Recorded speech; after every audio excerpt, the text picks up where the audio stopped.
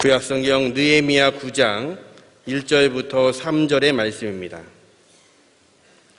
느헤미야 9장 1절부터 3절 말씀을 다 찾으셔서 우리 한 목소리로 같이 읽겠습니다. 같이 읽습니다. 그달 24날에 이스라엘 자손이 다 모여 금식하며 굵은 베옷을 입고 티끌을 무릅쓰며 모든 이방 사람들과 절교하고 서서 자기의 죄와 조상들의 허물을 자복하고 이날에 낮 4분의 1은 그 자리에 서서 그들의 하나님 여호와의 율법책을 낭독하고 낮 4분의 1은 죄를 자복하며 그들의 하나님 여호와께 경배하는데. 아멘.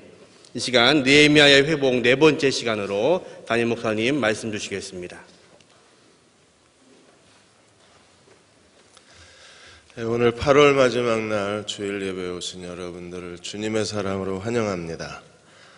오늘이 8월 마지막 날이고요. 내일부터 9월이 시작되는데 우리 9월 인사를 좀 하겠습니다. 우리 환하게 웃으시면서 옆에 계신 분, 뒤에 계신 분하고 9월에 모든 게 다 잘 될 겁니다 하고 인사하시겠습니다.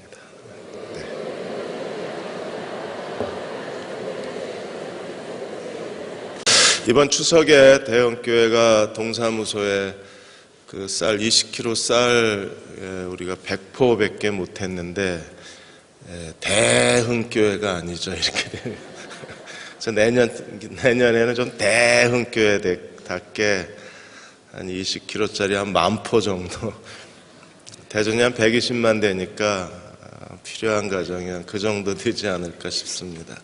돈 많이 버십시오. 그래서 내년에는 한 10,000포 정도 좀 풀어놓으면 정말 그 먹을 걸 걱정하는 분들한테 우리가 조금이나마 도움이 될 수 있을 거예요. 그래서 열심히 일하셔서 재물 얻는 능을 얻으시고 돈 많이 버셔서 내년에는 대흥 침례교회답게 한 20kg 10,000포를 좀 나눠줬으면 좋겠습니다.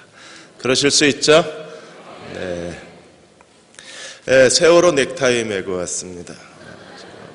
그 찬미, 이름이 찬미인데 아이에게 너무 부끄러웠어요. 제가 약속을 해놓고 지키질 못해서. 그래서 다시 세월호 넥타이 매기 시작했는데 오늘 뉴스 보니까 다시 세월호 수색이 오늘 시작이 됐다 그래서 넥타이 효과가 있는 게 아닌가 하는 생각을 했어요. 마음이 많이 아프실 텐데 세월호 가족을 위해서 기도해 주시기 바랍니다. 느헤미야 9장은 저희가 두 번에 나누어서 말씀을 함께 나누겠습니다. 벤저민 리턴버그가 그의 저서에서 자신의 재능을 개발하지 않고 그냥 편안하게 사는 건 일종의 자살과 같다 그랬습니다. 우리는 끊임없이 자기의 재능과 그리고 자신의 능력을 개발하는 삶을 살아야 합니다. 왜냐하면 인생은 두 종류예요. 자기 인생을 최고로 만들어가는 사람이 있고 그냥 자기 인생을 그럭저럭 편하게 되는 대로 살아가는 사람들이 있기 때문에 그렇습니다. 하나님 앞에서 우리 인생을 최고로 만들고 우리의 신앙의 성숙을 최고로 만들어내려면 우리에게 오늘 느헤미야에 있는 7월에 일어난 일들이 우리에게 필요합니다. 7월의 새 얼굴을 저희가 만나게 되는데 7월 1일 날 나팔절을 통해서 이스라엘 백성이 하나님 말씀 앞에 통곡하고 울었어요. 그리고 7월 15일부터 23일까지 일주일 동안 초막절을 지키고 제8일째에는 거룩한 성회로 모였습니다. 에스라는 매일 초막절 기간 동안에 여호와의 율법을 낭독했습니다. 그리고 그 다음날 7월 24일 날 오늘 9장에 또 하나의 거대한 민족 회개 운동이 일어납니다. 24일 날 이스라엘 자손이 다 모였습니다. 그들은 다 금식하고 굵은 베옷을 입었습니다. 죽은 자를 상징하는 것처럼 머리에 먼지를 뒤집어 썼습니다. 이방인과 절교했습니다. 그리고 그들은 낮 3분의 1, 3시간 동안 4분의 1, 3시간 동안에 다시 여호와의 율법을 낭독했어요. 그리고 낮 4분의 1, 또다시 3시간 동안에 그들은 자기들의 죄와 그리고 조상들의 죄를 자백하며 하나님 앞에 회개와 참회의 자리로 나아갔어요. 오늘 우리에게 이런 일이 일어난다면 얼마나 좋을까요? 한국교회 안에 낮 4분의 1, 3시간 동안 모두가 다 일어나서 여호와의 말씀을 듣고 나 4분의 1, 3시간 동안 우리가 자신의 죄와 민족의 죄를 끌어안고 하나님 앞에 통회와 회복의 자리로, 회개의 자리로 나아갈 수만 있다면 하나님 이 민족을 다시 갱신하시고 회복과 부흥의 역사를 일으켜 세우실 수 있고 한국 민족과 한국 교회의 새로운 도전을 시작해 주실 수 있을 것입니다. 우리의 죄 때문에 이런 고통이 왔고 죄 때문에 한국 교회가 무기력해진 거예요. 이 죄 때문에 우리 모두가 다 영적 침체를 겪고 있습니다. 이 죄를 하나님 앞에 참여하고 진정한 회개 운동이 우리 가운데 일어나야 하는데 느헤미야가 성벽을 제거한 이후에 7월에 이 모든 일이 다 7월에 일어난 거예요. 나팔절, 초막절, 그리고 국민적인 회개 운동이 일어났습니다. 오늘 우리 가운데 이러한 회개 운동이 일어나고 우리가 죄 가운데 참여하고 하나님 앞에 진정한 회개로 나아간다면 하나님은 교회에 다시 부흥을 허락해 주실 것이고 우리는 이 시대 가운데 하나님의 능력의 손에 붙잡힌 바 될 수 있을 것입니다. 이러한 회개 운동이 어떻게 전개되어져 갔는가 9장에서 살펴보고자 합니다. 첫째로 9장 4절과 5절에 보시면 이러한 민족적 회개와 회심 운동을 주도해 갔던 사람들이 레위인들이었어요. 나팔절에도 에스라 옆에 레위인들이 서 있었습니다. 그리고 초막절에도 레위인들의 영적 리더십을 가지고 그들이 이스라엘의 신앙의 교사와 지도자가 되어서 이스라엘을 하나님 말씀으로 이끌어가는데 레위인들이 하나님 앞에 서 있었어요. 그리고 오늘 또다시 이스라엘 백성이 하나님 앞에 무릎 꿇고 자기의 죄를 참여하는데 레위인들이 있습니다. 4절에 레위인 8명의 이름이 나와요.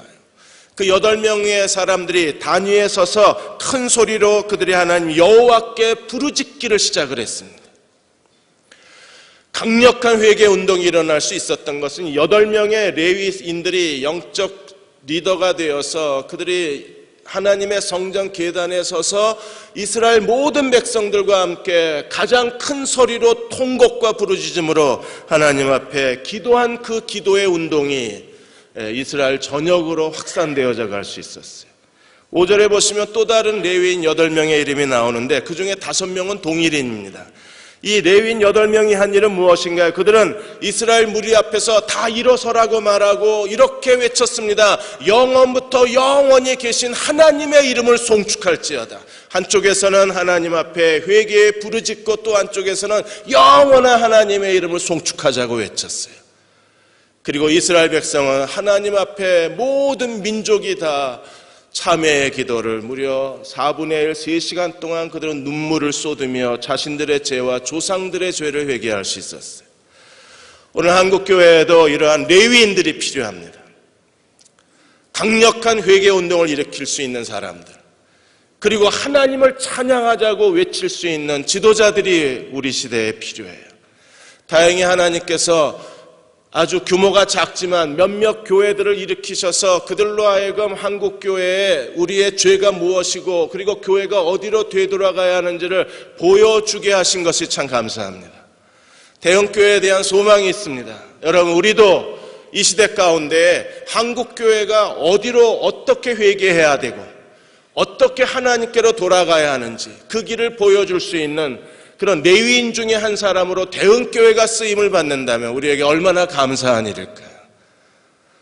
우리가 이런 교회가 되도록 우리 모두가 다 하나님께 함께 헌신하고 함께 무릎 꿇는 교우 여러분들이 되어주시기를 주의 이름으로 축원합니다. 여러분의 가정에서도 이러한 레위인의 역할이 필요합니다. 우리가 아버지는 그 가정의 제사장이라고 말해요. 그러면 적어도 아버지가 그 가정에 하나님 앞에 우리가 어떤 길로 가야 하고 어떻게 살아야 하다고 그리고 무엇이 그리스도의 제자의 삶인가를 가족을 이끌어줄 수 있는 영적 지도자가 되어줘야만 합니다. 스티븐 아터번이 남자여 네 발에서 신을 벗으라는 책에서 올림픽 수영에서 금메달을 2번이나 딴 브라이언 구델에 대한 이야기를 썼습니다. 브라이언 구델은 2번이나 금메달을 따고 많은 사람들에게 알려진 그런 선수입니다. 그런 사람들이 구대를 만나면 올림픽 얘기를 해달라 그래요. 어떻게 금메달을 땄는지 이야기를 들려달라 그럽니다. 그러면 브라이언 구델이 자기가 얼마나 혹독한 연습을 했는지 물속에서 얼마나 많은 수천 시간을 거기서 훈련을 받았는지를 얘기해 주면서 반드시 구델이 한 가지 더 첨가하는 얘기가 있는데 그건 수영장의 레인에 대한 얘기를 합니다. 아무리 뛰어난 선수도 그리고 아무리 능력 있는 선수도 만일에 레인이 쳐져 있지 않는 일반 수영장 같은 데에서 수영 대회를 한다 그러면 거기서 제 능력을 발휘할 수 없다는 거예요. 왜? 서로가 다 부딪힐 겁니다. 그리고 서로 엉켜버릴 거예요. 다른 사람의 진로를 방해할 겁니다. 그러나 수영장에 레인이 쳐져 있으면 그 레인 안에서 선수들은 최대의 자기의 능력을 발휘할 수 있기 때문에 우리가 선수들이 많이 훈련을 받고 그리고 자기 근육을 만드는 것도 중요하고 수영의 기능을 키우는 것도 중요하지만 자기가 볼 때에는 수영장에 레인이 쳐져 있는 것도 너무나 중요하다 그랬어요. 여러분, 이 레인을 쳐주는 사람이 누구여야 합니까? 레위 사람이어야 돼요. 레인을 쳐주는 사람이 누구여야 합니까? 한 가정의 아버지여야 돼요. 레인을 쳐주는 레위인들이 대응교회 안에 세워져야 합니다. 목회자뿐 아니라 평신도 가운데에서 더 많은 레위 사람들, 영적 리더들이 세움을 받고 그들이 우리가 어디로 가야 할지 교회 안에 레인을 쳐주는 사람이 될 때 우리는 모든 능력과 힘을 다해서 하나님께 헌신할 수 있는 거예요. 대응교회 안에 하나님께 헌신에 뛰어난 더 많은 레위인들이 세워지도록 우리가 기도해야 합니다. 두 번째로 이스라엘 역사를 개관을 합니다. 이 8명의 레위인들이 이스라엘을 그들이 감상적인 죄에 대한 참회에서 본질적 죄의 삶의 참회의 자리로 강력하게 이끌어가는데 그들로 하여금 진정한 죄를 회개하기 위해서 레위 사람들이 이스라엘 역사를 개관하고 있어요. 그들은 하나님이 어떤 분이신가로부터 시작해서 하나님이 이스라엘 역사를 주관해 가시는 가운데에서 이스라엘이 각 시대마다 어떤 죄를 지었는가를 명백하게 밝힘으로 우리가 진정으로 회개해야 할 죄가 무엇인가를 설명하고 있는 거예요. 여러분, 우리가 아는 죄의식 가운데에서 이게 도덕적 수준의 죄의식, 유아적 죄의식 수준에 있는 게 많이 있습니다. 예수님 당시에도 그랬어요. 마태복음 12장 9절에 13절까지 보시면 안식일에 노동하는 걸 철저하게 바리새인들이 금했습니다. 그래서 안식일에 거울을 못 보게 합니다. 거울보다 여드름 짜면 이게 노동이 돼요. 그래서 안식일을 범한 죄인이 됩니다. 안식일에 거울을 보다가 흰머리 있네 하고 흰머리를 뽑는 순간 안식일을 범한 죄인이 되는 거예요. 이런 많은 규례를 만들어 놓고 안식일의 노동에 대한 규례를 만들어 놓고 수많은 사람들에게 이 유아적 죄의식을 가리켰던 게 유대주의였었어요. 예수님께서 이 유대 안식일 문제 때문에 유대 종교 지도자들하고 갈등이 일어나셨잖아요. 그래서 어느 날 회당에서 가르치고 계신데 회당에 손 마른 사람이 있었습니다. 그러자 유대주의자들이 질문을 합니다. 바리새인들이 예수께 질문하기를 안식일에 병 고치는 것이 옳으냐고 질문을 해요. 만일에 안식일에 병을 고치면 안식일을 범한 죄가 되는 겁니다. 성경이 그렇게 말한 게 아니라 유대 종교 지도자들이 그렇게 가르친 거예요. 예수님 뭐라 그러셨어요? 너희가 안식일에 양이 구덩이에 빠지면 양을 건져내지 않느냐. 양을 안식일에 건져내는 건 또 노동이 아니에요. 여드름 짜는 건 노동인데 양을 구덩이에서 건져내는 건 노동이 아니에요. 자기들 편한 대로 만들어 놓은 죄의 기준인 겁니다. 그래서 예수님이 양도 꺼내면서 아브라함의 자손인 하나님의 자녀를 그의 병의 고통 가운데 건져내는 것이 그것이 하나님의 선이 아니냐 말씀하신 거예요. 그러므로 안식일에 병 고치는 것이 하나님의 선한 일이라고 말씀하십니다. 그러니까 안식일에 대한 죄의 관념을 유아적 수준에서 성경적 관점으로 바꾸어 놓으신 거예요. 그것 때문에 유대주의자들이 예수님을 죽이려고 한 겁니다. 우리는 교회 안에 지난 100년 동안 교회를 지배하고 있는 가장 아주 무서운 죄의 기준이 있는데 술, 담배입니다. 우리는 술, 담배 하면 큰일 나는 줄 압니다. 술, 담배 하면 아주 끔찍한 죄인 취급합니다. 술, 담배를 아직도 하고 있다 그러면 이 사람 형편없는 사람으로 취급을 합니다. 여러분, 술, 담배가 거룩의 기준이 될 수 있나요? 이제는 세상 사람도 자기 건강을 걱정해서 술, 담배를 멀리합니다. 암을 치료하는 모든 의사들은 다 나와서 담배 끊으라고 권유합니다. 아니, 담배를 끊어야 된다고 경고를 합니다. 그러면 세상 사람들의 건강 상식 수준이 교회의 죄의 기준이 되어버리는 거예요. 김세윤 박사는 오늘 교회가 이렇게 미성숙하고 세상 사람들에게 손가락질을 당하고 세상 사람들에게 존경을 받지 못하는 가장 큰 이유는 죄의 기준이 낮기 때문이라고 그랬어요.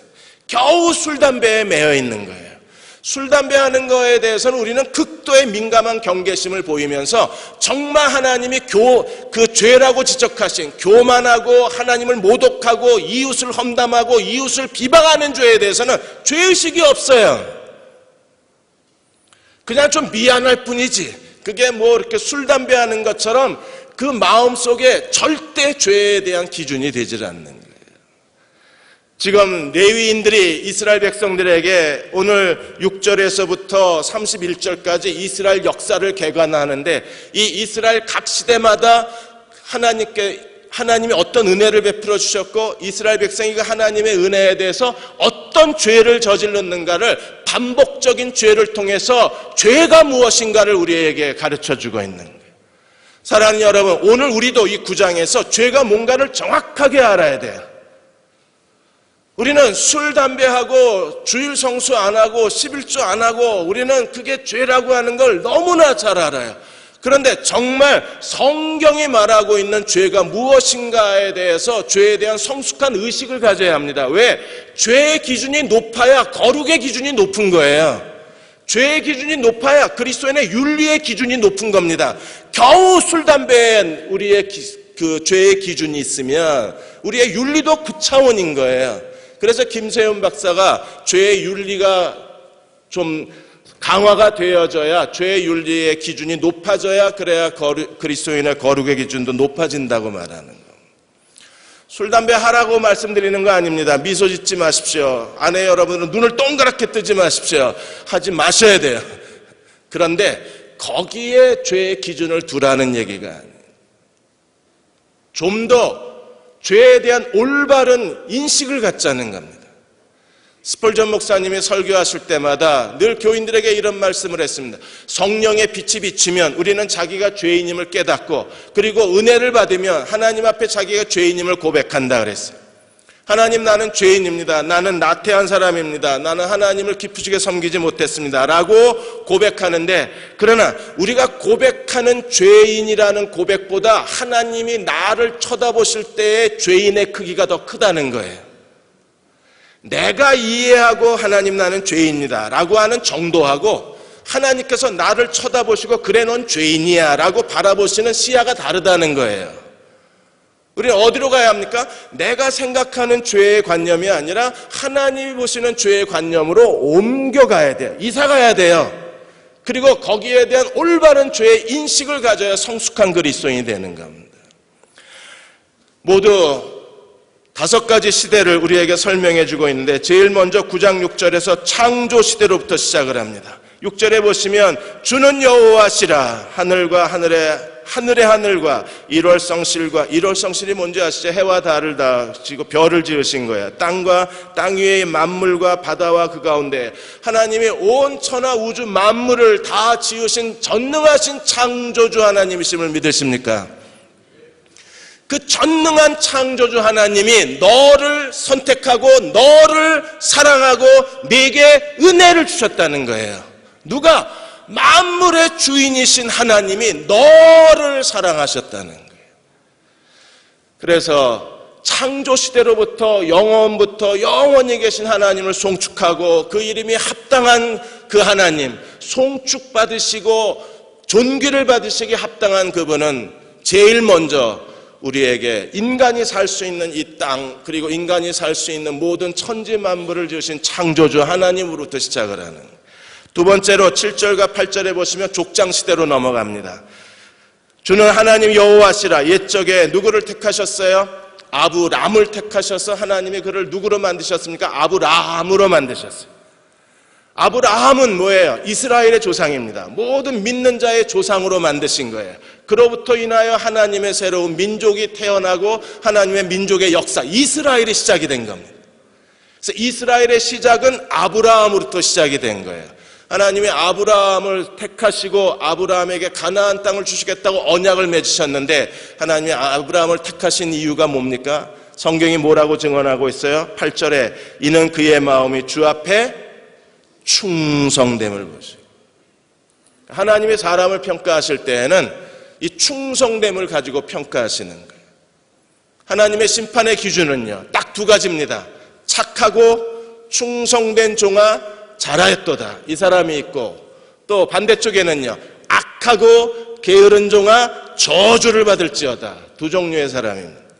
그러니까 하나님은 그 사람이 얼마나 충성된 사람인가를 보는 거예요. 충성의 반대는요, 악한 겁니다. 착함의 반대는, 충성의 반대는 게으른 거예요. 그리고 착함의 반대는 악한 거예요. 그럼 충성된다는 게 뭘까? 이스라엘은요, 아브라함은 충성된 사람이었는데 그의 자손인 아브라함의 자손인 이스라엘은 충성되지를 못했어요. 거기에 죄의 본질성이 있는 겁니다. 그래서 세 번째 9절에서 21절까지 출애굽과 광야 시대에 대해서 설명을 하는 거예요. 9절에 보시면 하나님이 우리 조상들이 애굽에서 400년 동안 고통을 당하고 홍해에서 그렇게 부르짖는 소리를 들으시고 하나님이 모세를 통해서 이스라엘 백성을 출애굽시키셨습니다. 어떻게 하셨나요? 10절에 10가지 재앙을 쏟아부으셨어요. 이적과 기적을 베풀어 주셔서 바로와 애굽의 손에서 하나님이 자기 백성을 건져내시고 구원하셨습니다. 그리고 11절에 그들을 바다를 가르게 하셔서 홍해 바다를 육지처럼 건너게 하시는 하나님의 놀라운 기적을 우리에게 보여주셨어요. 그리고 12절에 자기 백성을 향해서 어떻게 하셨나요? 낮에는 구름기둥으로 밤에는 불기둥으로 자기 백성을 하나님이 인도하시고 그 가는 길을 비춰주셨다 그랬어요. 하나님이 오늘도 여러분의 가는 길에 구름기둥, 눈에는 보이지 않지만 구름기둥, 불기둥으로 하나님이 우리의 앞서 행하시고, 그리고 우리의 행할 길을 지시하시고 우리의 행할 길을 그 거룩한 빛을 비추시는 하나님이심을 믿으십니까? 8월 오늘 마지막 날인데 8월 한 달 하나님이 인도하시는 대로 잘 순종하고 따라오셨나요? 자신이 없으시죠? 9월에도 여전히 구름기둥 불기둥이 보이진 않지만 우리의 삶의 걸음을 하나님께서 이스라엘 백성을 인도하신 것처럼 오늘 우리도 동일하게 인도하시는 하나님이세요. 여러분이 하나님의 인도하심을 따라 순종하며 살아가시면 그 행하는 모든 일을 하나님이 평탄케 해주실 것입니다. 그리고 13절에 보시면 시내산에서 1년 동안 머물면서 하나님이 시내산 언약을 맺으셨습니다. 시내산 언약에서 하나님이 그들에게 가장 거룩한 것을 주셨는데 그것이 무엇이었어요? 하나님이 13절에 하늘에서부터 그들과 말씀하사 정직한 규례, 진정한 율법, 선한 율례와 계명을 그들에게 주시고 우리에게 말씀을 주셨습니다. 그리고 14절에 안식일을 주셨습니다. 살면서 지켜야 할 모든 율례를 모세를 통해서 가르쳐 주셨습니다. 그리고 모세를 통하여 하나님의 광야의 신전 거룩한 성막을 짓게 하셨어요. 그리고 15절에 하나님의 은혜는 거기서 멈추지 않습니다. 굶주림 때문에 그들에게 양식을 주셨어요. 40년 동안 뭘 먹었습니까? 만나를 먹었습니다. 그리고 그들이 목마름 때문에 그들에게서 반석에서 물을 내어 마시게 하신 분이 누구셨어요? 하나님이셨습니다. 그리고 어디까지 그들을 데려가겠다고 약속하셨어요? 적과 꿀이 흐르는 가나안 땅까지 데려가겠다고 하나님이 약속하시고 하나님은 신실하게 자기 백성을 인도하셨습니다. 하나님은 자기 백성에게 베풀으셔야 할 모든 은혜와 축복을 다 베풀어 주신 하나님이셨습니다. 그런데 이 하나님의 은혜에 대해서 이스라엘 백성들이 어떤 죄를 지었나요? 이 하나님에 대해서 그들은 어떤 태도를 지었어요? 16절에 보시면 그들은 우리 조상들이 교만하고 목을 굳게 하여 주의 명령을 듣지 아니하고, 이게 죄예요. 하나님이 재앙과 기적을 통해서 출애굽시키시고 바다를 갈라서 육지처럼 건너게 하시고 구름기둥 불기둥으로 인도하시고 매일같이 만나를 먹게 하시고 목마르다 그러면 반석을 깨트려서 시원한 생수를 마시게 하시고 시내산에 머물면서 언약의 핵심인 율법과 계명과 규례를 다 허락해 주시고 하나님이 그들에게 가장 신령한 것을 나누어 얻게 하셨는데 결과가 뭡니까? 그들은 여전히 교만하고 목이 곧은 백성이어서 하나님의 율법을 버린 거예요. 하나님 말씀에 순종하지 않는 것, 이게 죄예요. 우리가 죄를 보는 눈이 열려져야 합니다. 그리고 무엇이 죄인가를 알아야 어떻게 사는 것이 거룩한 건가를 정의할 수 있는 거예요. 죄를 제대로 모르면서 어떻게 거룩한 삶을 살겠다고 말할 수 있나요? 그들은 17절에 어디까지 죄를 지었어요? 그들은 하나님을 거역하여서 목을 굳게 하고 패역하여 어떻게 했습니까? 송아지를 만들어 놓고 여호와다 이러고 소리를 질렀습니다. 내가 하나님이었으면 다 끝난 얘기예요. 다 끝나야 정상적인 얘기입니다. 그런데 하나님은 어떻게 하셔서 17절 하반절에 보시면 그러나 주께서는 용서하시는 하나님이시라 은혜로우시며 긍휼히 여기시며 더디 노하시며 인자가 풍부하심으로 그들을 버리지 아니하셨느니라. 왜요? 하나님은 용서하시는 하나님이시기 때문에. 여러분, 하나님이 용서하시는 하나님이기 때문에 오늘 저희가 여기에 서서 하나님 예배드리고 있는 겁니다. 예배 시간에 꾸벅꾸벅 조는 자마다 다 죽었으면 벌써 남아있는 사람 하나도 없을 거예요. 저부터 사라졌을 거예요. 우리가 하나님의 계명을 어긴 것마다 거짓말하지 말라고 그러는데 우리는 하루에도 수없이 거짓말을 합니다. 벌써 실종자 명단에 조경호 들어있을 거예요. 하나님이 우리의 죄를 죄로 처리하지 않고 죄를 심판하지 않고 하나님이 용서하시는 하나님이시기 때문에 우리에게 긍휼을 베푸시고 은혜를 베풀어 주시고 더디 노하시고 인자가 많으시기 때문에 오늘 우리가 하나님 예배하는 겁니다. 이스라엘도 그러한 극악한 죄, 가장 비참한 죄를 지었는데도 하나님이 그들을 버리지 아니하신 것은 그들의 죄가 가벼워서가 아니라 하나님이 용서하시는 하나님이기 때문에 그래요.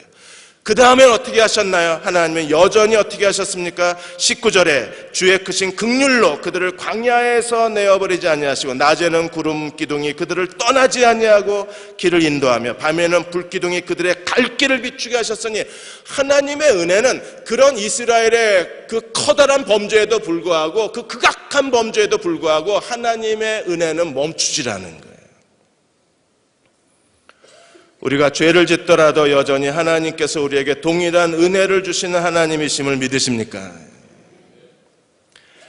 그리고 15절에 보시면 그들이 20절에 보시면 주의 선한 영을 주사 그들을 여전히 가르치시고 버려도 괜찮은 백성들인데 하나님이 선한 영을 보내주시고 주의 만나가 그들의 입에서 끊어지지 않게 하셨어요.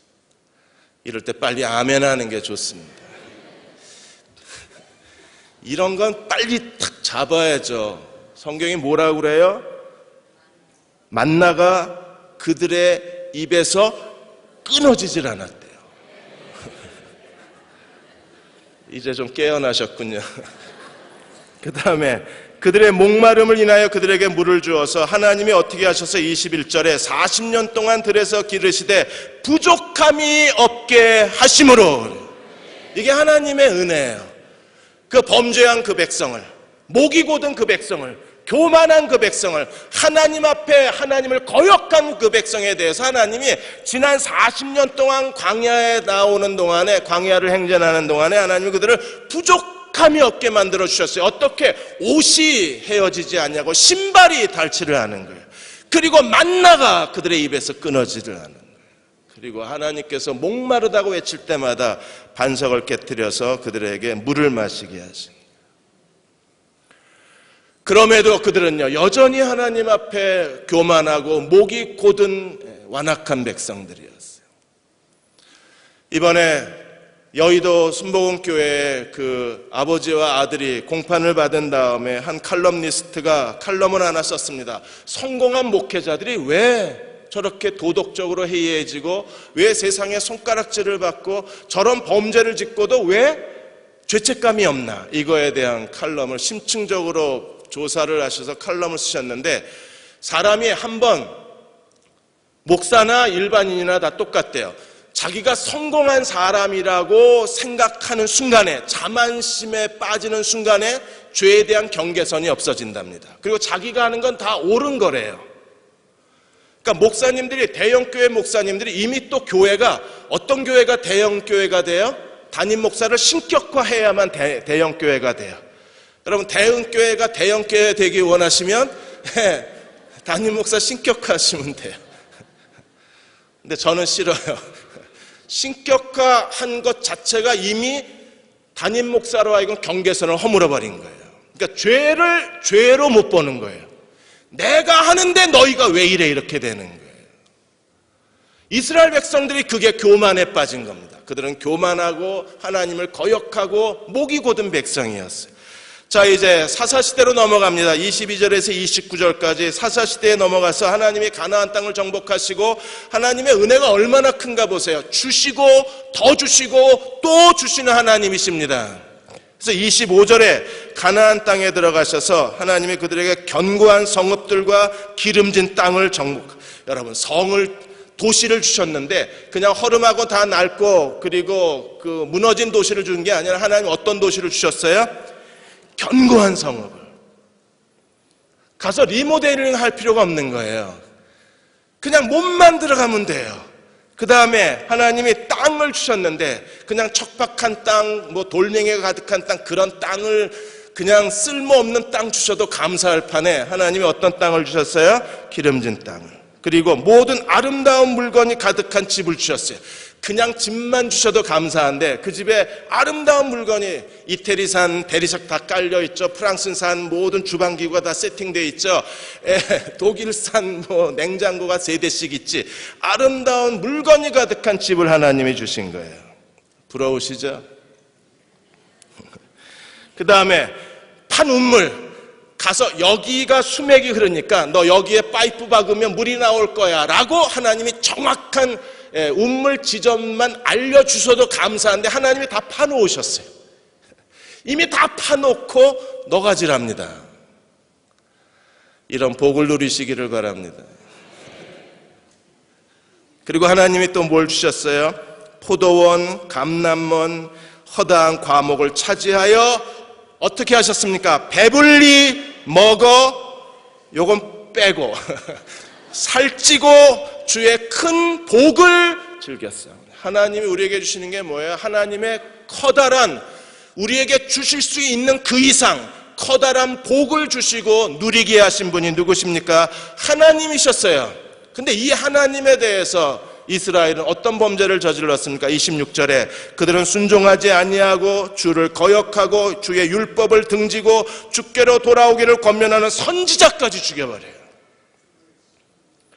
그들의 죄가 뭐예요? 순종하지 아니하고 주를 거역하고, 죄가 뭡니까? 하나님의 율법을 땅에 파묻어 버린 거예요. 하나님의 율법을 쓰레기통에다 내다 버렸어요.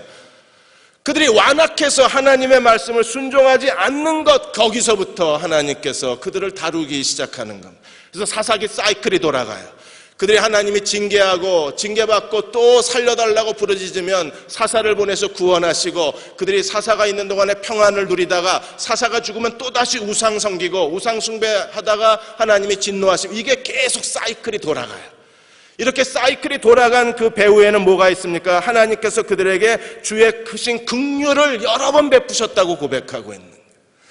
계속 범죄한 백성들에 대해서 하나님은 긍휼하심을 베풀어 주셨습니다. 그리고 하나님은 그들에 대해서 끝까지 오래 참으셨어요.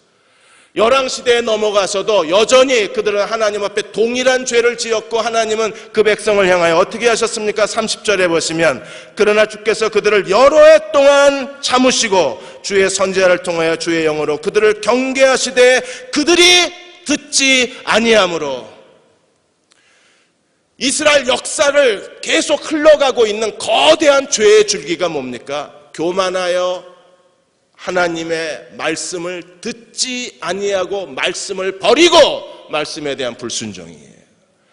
그 결과는 어때요? 그러므로 하나님이 열방 사람의 손에 그들을 넘겨버리셨습니다. 그래서 BC 722년에 북이스라엘은 아시리아에서 완전히 멸망을 당하고, BC 586년에 하나님이 이제 할 수 없이 포기해버리신 거예요. 그래서 남유다는 바벨론에 3차례 포로로 끌려갔다가 3차례 포로 귀환을 하고, 그리고 느헤미야로 말미암아 예루살렘 성벽을 재건하고 에스라와 함께 7월의 영적 대각성이 지금 일어나고 있는 겁니다. 그러므로 그들이 하나님 앞에 민족의 죄와 자기의 죄를 참여했는데 단순히 도덕적인 죄를 슬퍼하고 뉘우치고 참여한 게 아니라 성경 언약적 죄를 그들이 붙들고 하나님 앞에 참여하고 회개한 거예요. 그 언약적 죄가 무엇입니까? 하나님의 말씀에 순종하지 않은 죄. 여러분, 이게 술, 담배보다 더 무거운 죄예요. 주일 성수 안 한 것보다 더 큰 죄가 하나님의 계명에 순종하지 않은 죄입니다. 단테의 신곡에 보면 6번째 지옥 구덩이가 있어요. 그 단테가 6번째 지옥 구덩이에 내려가서 그 사람들이 도대체 어떻게 사나 하고 들여다봤는데 6번째 지옥 구덩이에 사는 사람들이 전부 황금 외투를 입고 있는 겁니다. 그래서 너무나 놀라웠어요. 황금 외투를 입고 있는 것을 보고 어떻게 지옥에 있는 사람들이 저렇게 화려하고 그리고 그 비싼 옷을 입고 있을 수가 있는가. 그런데 가만히 단테가 들여다보니까 그 황금 옷은 무거운 납덩어리 외투였어요. 납 외투 위에다가 그냥 겉에 황금만 칠해 놓은 거였었어요. 그래서 천사에게 묻습니다. 저 사람들은 왜 저 옷을 입고 저기서 저렇게 고통을 당하느냐고 물었을 때 천사가 이렇게 대답해요. 그 사람들은 세상에 사는 동안에 자기 자신을 사람들에게 외식하고 자기가 경건한 사람인 것처럼, 믿음 있는 사람인 것처럼, 열심 있는 사람인 것처럼, 그리고 사람들 앞에 자기를 과장한 자기 자랑의 사람들이래요. 그래서 겉은 금으로 칠해져 있는데 실상 안에는 납덩어리에 무거운 외투를 지고 거기서 숨을 헐떡이며 고통을 당하고 있는 겁니다. 여러분, 우리가 왜 이런 위선의 삶을 살아야 돼요? 실제로 믿음도 없으면서 믿음 있는 척해야 되는 이유가 어디 있습니까? 우리가 하나님께 대한 경건함도 없으면서 경건한 사람처럼 살아야 되는 이유가 어디 있어요? 우리 안에 진정한 회심이 일어나지 않아서 그런 거 아닌가요? 죄가 뭔가를 알고 그 죄를 부끄러워하고 그 죄로부터 하나님을 섬기고자 헌신하고자 하는 결단한 사람들의 삶은 달라질 수밖에 없는 거잖아요. 이제 우리는 죄가 뭔지 명확해졌습니다. 죄가 뭐예요? 하나님의 계명에 순종하지 않는 겁니다. 그렇다면 하나님의 계명이 뭡니까?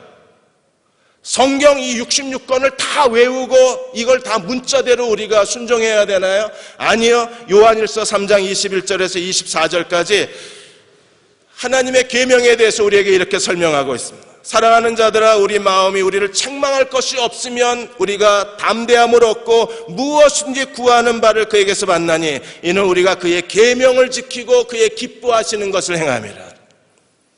하나님이 우리에게 주신 약속은 무엇이든지 구하면 다 응답하겠다는 약속이었어요. 그런데 하나님께 기도하는 모든 게 응답되는 사람이 되려면 우리 마음에 먼저 책망할 것이 없어야 돼요. 책망할 것이 없으면 담대함을 얻고 다 받느니라 그랬습니다. 우리 마음에 책망할 것이 없다는 건 어떤 사람인가요? 그리스도의 계명을 지켜 행하는 사람이라는 거예요. 그의 계명을 지키고 그 앞에 기뻐하는 것을 행하면 하나님이 우리에게 주신 축복이 뭡니까? 무엇이든지 구하면 내가 다 응답해 주겠다는 거예요. 여러분, 이 기도의 비밀을 깨달으셔야 돼요. 그럼 그의 계명이 뭔가요? 그의 계명은 이것이니 곧 그 아들 예수 그리스도의 이름을 믿고 그가 우리에게 주신 계명대로 서로 사랑할 것이니라. 하나님이 우리를 사랑한 것처럼 우리도 다른 사람을 사랑해야 합니다. 하나님이 우리를 용서해 주신 것처럼 7번씩이라도 490번이라도 우리에게 죄 짓고 와서 회개하는 사람들을 우리는 용서해 줘야 합니다. 형제를 사랑하는 계명을 지키는 사람들이 그 마음에 책망할 것이 없고 마음에 담대함을 얻고 무엇이든지 구하면 하나님이 응답하시기 때문에 그래요. 새롭게 하소서에 나와서 간증을 하신 한 권사님이 계신데 제 친구 연 목사님이 카톡에다가 이분 간증을 저에게 보내주셨어요. 이분은 기도하시는 권사님으로 알려져 있습니다. 아들이 그냥 망난이에요. 그냥 쉽게 말하면 망난입니다. 심지어 막 그 80년대에 마약까지 구입해서 집이 부자니까 그럴 정도로 애가 타락한 애인데 기도로 이 아들을 목사로 만들어낸 거예요. 그래서 이 아들을 위해서 기도하다가 어느 날 김장한 목사님을 찾아가서 이 아들 유학할 수 있게 도와달라고 요청을 하자 김 목사님이 이 아들이 유학 갈 수 있게 도와주고 미국에서 그 학비를 대줄 수 있는 사람까지 다 연결해 줘서 그래서 공부하다가 회심하고 그리고 지금 미주에서 목회를 하고 있는 거예요. 근데 남편이 바람을 폈습니다. 그냥 바람 핀 게 아니라 퇴계로에 굉장히 큰 빌딩이 하나 있었는데 그 빌딩 문서를 가지고 바람 핀 여자에게 이걸 갖다 준 거예요. 권사님이 이걸 알았습니다. 당연히 분노에 휩싸였어요. 매일 옥상에 올라가서 하나님 이 두 년놈을 죽여달라고 기도를 하신 거예요. 근데 저주를 퍼붓고 기도하면 기도할수록 자기가 영적으로 점점점 가라앉는 거예요. 모든 게 다 막혀요. 어떻게 꼼짝도 할 수 없는 상황이 된 거예요. 그래서 하나님 왜 이렇게 모든 게 다 막히냐고 그렇게 하나님 앞에 기도했더니 그 남편과 그 여자에 대한 저주, 분노, 증오, 그래서 회개를 합니다. 하나님 제가 용서하겠습니다. 남편이 그렇게 해서 행복해질 수 있다면 제가 남편을 도와주겠습니다. 용서해 주겠습니다. 그리고 정말 마음으로 용서를 해요. 왜? 막힌 거예요. 누군가를 미워하고 누군가에게 분노하고 누군가에게 적대감을 가지니까 그냥 막혀버린 거예요. 그럼 뭐가 막혀요? 기도응답이 막혀버리는 거예요. 뭐가 막혀요? 하나님의 은혜의 섭리가 막혀버리는 거예요. 그러니까 자꾸 이렇게 침체되어져 가는 거예요. 진심으로 용서를 했더니 하나님이 어떻게 역사하셨느냐면 어느 날 이 여자가 그 퇴계로 빌딩 문서를 갖고 권사님을 찾아온 거예요. 남편하고. 그리고 진심으로 회개하고 자기도 예수 믿겠다고 그러고 남편도 돌아오고 건물 증서도 돌아오고 여자 하나 구원시키고 그게 사랑의 힘이에요. 하나님이 우리가 이렇게 서로 사랑하며 어떻게 하신다 그랬습니까? 계속해서 요한일서는 이렇게 말합니다. 그의 계명을 지키는 자는 주 안에 거하고 주는 그 안에 거하나니 우리에게 주신 성령으로 말미암아 그가 우리 안에 거하시는 줄 우리가 아느니라 그랬어요.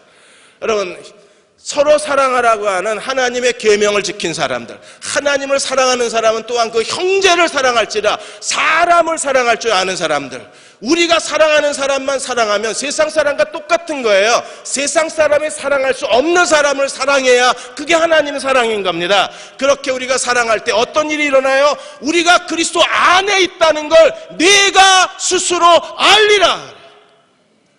내가 주님 안에 있다는 걸 확신하면요, 난 아무것도 염려 안 할 거예요. 왜? 그분이 다 부족함 없이 채워주실 테니까. 견고한 성읍과 이미 파놓은 우물과 그리고 아름다운 물건이 가득한 집을 내게 주실 테니까. 주의 큰 복을 누리게 하시는 분이 내 안에 들어와 계시면 우리는요, 그 주님과 함께 동행하기만 하면 되는 거잖아요.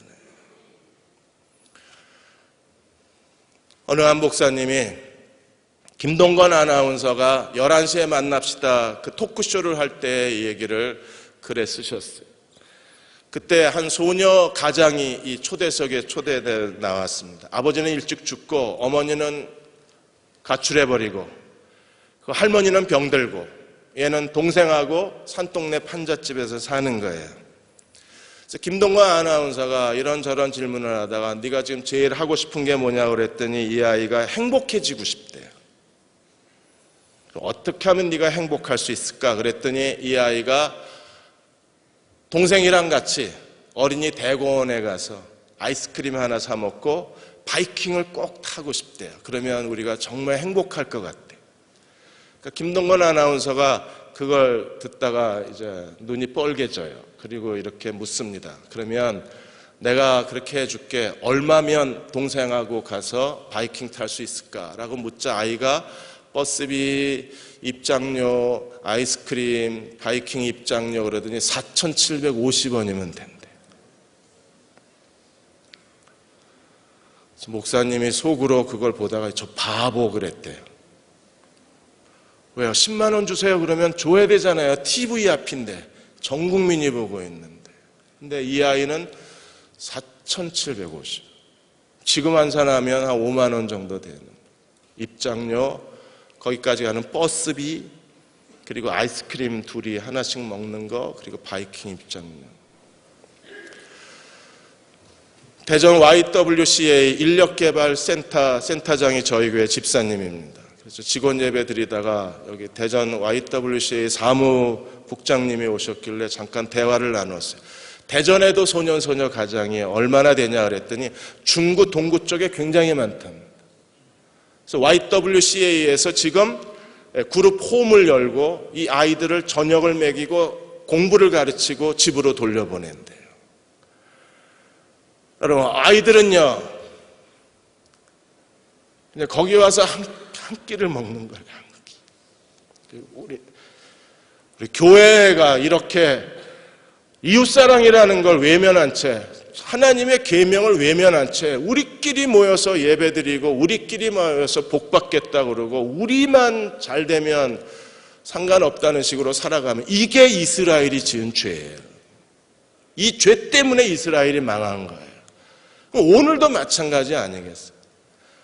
우리는 죄가 뭔지를 제대로 알고, 사랑하는 여러분, 죄가 뭔지 알고 하나님의 계명이 뭔지 알고 우리가 살아있을 동안만큼은 우리가 최선을 다해서 우리가 모든 걸 다 할 수는 없어요. 그러나 우리 앞에 놓여진 기회를 따라서 최선을 다해서 하나님을 사랑하는 자는 또 그 이웃을 사랑할지라, 이 사랑의 계명에 순종하는 주의 백성이 될 수만 있다면 우리는 하나님 앞에 담대함을 얻을 수 있을 거예요. 우리 마음에 책망할 것이 없을 것입니다.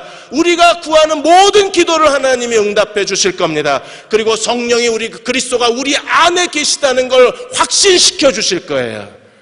그러한 믿음의 사람으로 하나님을 섬기는 저와 여러분 되시기를 축원합니다. 하나님, 우리가 너무 멀리 떠내려온 게 아닌가 두렵습니다. 주님 말씀하시는 대로 그렇게 살 수 있을까 더 두렵습니다. 그럴지라도 하나님 긍휼을 베풀어 주셔서 우리를 불쌍히 여겨 주셔서 어떻게 살아야 하는지 제대로 가르쳐 주시고 하나님 가르쳐 주신 대로 주의 계명에 순종하며 이 땅을 살아가게 하여 주옵소서. 하나님, 그런 교회가 되고 그런 우리 자신이 되고 싶습니다. 우리에게 주의 은혜의 손을 펴주시고 그렇게 살 수 있도록 성령님이 우리를 붙잡아 주시옵소서. 지금은 우리를 죄에서 구원하신 우리 주 예수 그리스도의 은혜와 하나님 아버지의 그 크신 사랑하심과 성령의 인도하시고 도우시는 은혜가 하나님 말씀대로 살겠다고 결단한 사랑하는 모든 교우와 가정과 자녀들과 기도하여 구하는 모든 일들과 불쌍한 이 민족과 그리고 방향을 잃어버린 한국교회와 아직도 실종자를 애타게 기다리고 있는 세월호 유가족들 위해 지금부터 영원히 함께 하시기를 간절히 축원하옵나이다. 아멘.